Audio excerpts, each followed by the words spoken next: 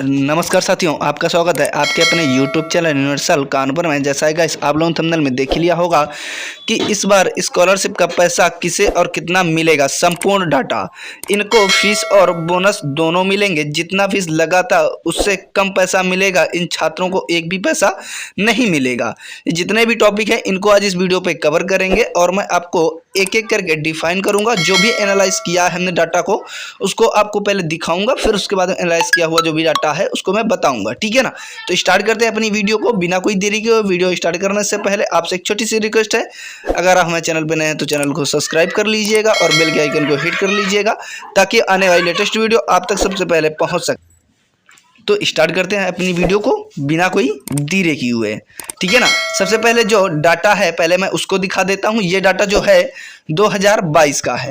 ठीक है ना। इसमें जो कुछ भी है टोटल मैं आपको पहले ही बता दे रहा हूं। ये जो स्टेटस आपको दिखा रहा हूं 2022 का है।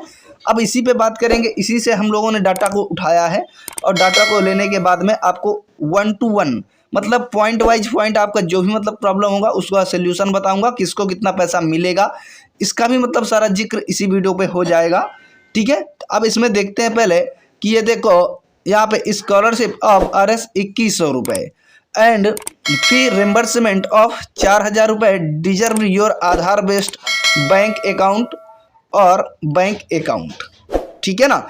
मतलब आधार बेस्ड बैंक अकाउंट पे ट्रांसफ़र किया गया है इसका पैसा, लेकिन इसमें स्कॉलरशिप आपको 2100 रुपये दी गई है और जो फीस रिम्बर्समेंट था वो 4000 रुपये। वो फीस रिम्बर्समेंट क्या होता है कि जो आप लोगों ने कॉलेज में फीस जमा की होगी उसका जो भी आपने भरा होगा डाटा को कि 4000 रुपये, 6000 रुपये, 7000 रुपये जो भी आपने भरा है उसका आपका फीस रिम्बर्समेंट होता है।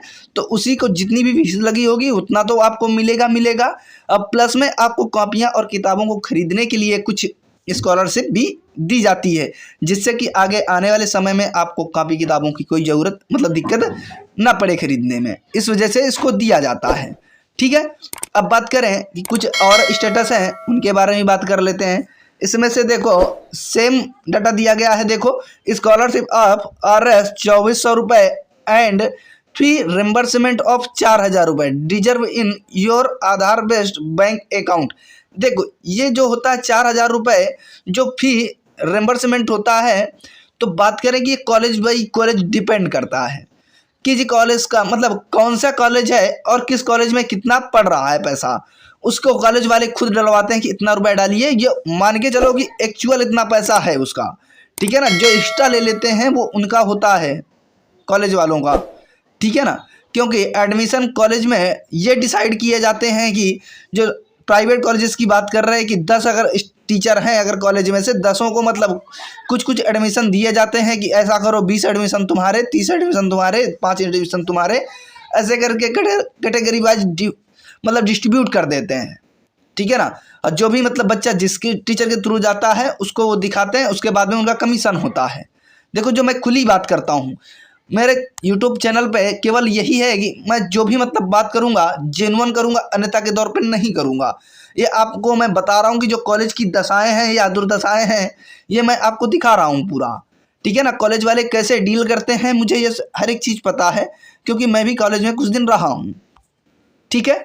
अब उसके बाद में अब एक और स्टेटस दिखा देते हैं आपको कि आपके स्टेटस में जैसे कि ये इस बार का है 1 तारीख 3रा महीना 1 मार्च का इनका स्टेटस वेरीफाइड हो गया है। और इनका अगर वेरीफाइड हो गया तो 100% इनकी स्कॉलरशिप 20 मार्च तक इनके अकाउंट में ट्रांसफ़र क्रेडिट कर दी जाएगी। ठीक है। जैसा कि DWO से बात भी हुई थी मेरी। ठीक है। अब बात करें जो और स्टेटस हैं उनके बारे में बात करते हैं जिनका ये पेंडिंग दिखा रहा है और बैंक करेंटली इनएक्टिव या मर्ज्ड विद अनदर अकाउंट। अगर इस टाइप के अगर आपके अकाउंट में आपके स्टेटस में कुछ भी प्रॉब्लम है तो इस टाइप का अगर शो हो रहा तो आपको ज़्यादा परेशान होने की ज़रूरत नहीं है, क्योंकि DWO के द्वारा ना ही तो रिजेक्ट किया गया है ना ही तो वेरीफाइड अभी तक किया गया है। बट आपको करेक्शन आया रहा होगा, करेक्शन नहीं आया तो अभी कॉलेज में सस्पेक्ट लिस्ट आया हुआ है। सस्पेक्ट लिस्ट आया हुआ है तो उसके थ्रू आप लोग जितना सारा कुछ है आप उसको चेंज करवा लीजिए, कॉलेज में जाके बात कर लीजिएगा। जो भी मतलब मांगे हलफनामा वगैरह, हमने कॉलेज में जाके बात भी किया था, बोल रहे थे हलफनामा की कोई ज़रूरत नहीं है, मतलब आपको हलफनामा ना ही तो एप्लीकेशन लिखना है, केवल जो प्रॉब्लम है उसको बता देना, इसी के रिगार्डिंग जो डॉक्यूमेंट मांगे जाए उनको आप फुलफिल कर देना है, ठीक है ना। और डॉक्यूमेंट देने के बाद में आपको कुछ भी करने की जरूरत नहीं है। कॉलेज वाले विदिन 3 डेज के अंदर 3 डेज के अंदर वेरीफाई करवा दे रहे हैं। तो ये आपको ज़्यादा परेशान होने की कोई ज़रूरत नहीं। कॉलेज में जाइए, कॉलेज में अपनी समस्याओं को बताइएगा, वो 100% आपका सोल्यूशन कर देंगे, ठीक है ना। जिनका पेंडिंग है तो वो बिल्कुल ना घबराएं, उनका 100% फॉर्म वेरीफाइड होगा। अगर किसी प्रकार की प्रॉब्लम नहीं होगी तो, अगर जैसे कि इनमें बैंक की प्रॉब्लम है, रिजेक्टेड बाय बैंक है, अगर इन्होंने करेक्शन नहीं करा तो इनका फॉर्म 100% रिजेक्ट हो जाएगा, ठीक है। अब बात करें कि जैसे कि एक फॉर्म ये वेरीफाइड हुआ है, देखो 2 तारीख मतलब कल की डेट पे, मतलब परसों की डेट पे हुआ है, और आज मैं वीडियो रिकॉर्ड कर रहा हूँ इससे पहले कि आपको ये समझ में आ जाए कि सारा कुछ फॉर्म वेरीफाइड करने का जो भी मतलब प्रक्रिया है बहुत तेज़ी से चल रहा है। तो आपको इसमें ज़्यादा परेशान होने की जरूरत नहीं है, आपका फॉर्म 100% वेरीफाई कर दिया जाएगा। और अगर आपका फॉर्म में किसी प्रकार की गलती नहीं होगी तो 100% मैं गारंटी देता हूँ आपका फॉर्म वेरीफाई होगा और स्कॉलरशिप मिलेगी भी। जैसे कि इनका ये फॉर्म रिजेक्ट हुआ है 2 तारीख तीसरा महीना 2023 के मतलब 2 मार्च की डेट पे रिजेक्ट हुआ है। इसका रीजन भी दे दिया गया, institution not verified bye affiliating agency, ठीक है ना। जो भी मतलब इनका एफिलिएटिंग एजेंसी से नहीं किया गया है, इस वजह से इनका फॉर्म रिजेक्ट कर दिया गया है।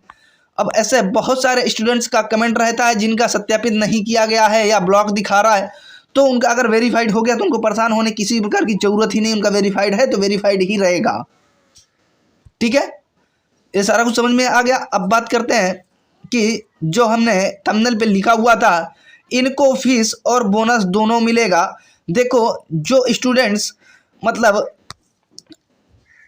एससी कैटेगरी से बिलोंग करते हैं तो इनको 100% मैं लिख के देता हूं कि आपको जो सेंट्रल शेयर, स्टेट शेयर और फिर रिम्बर्समेंट टोटल आपको मिलेगा। आपको परेशान होने की ज़्यादा ज़रूरत नहीं है, आप ज़्यादा परेशान भी मत होइएगा, आपको मैं गारंटी देता हूं आपको स्कॉलरशिप मिल जाएगा, ठीक है ना।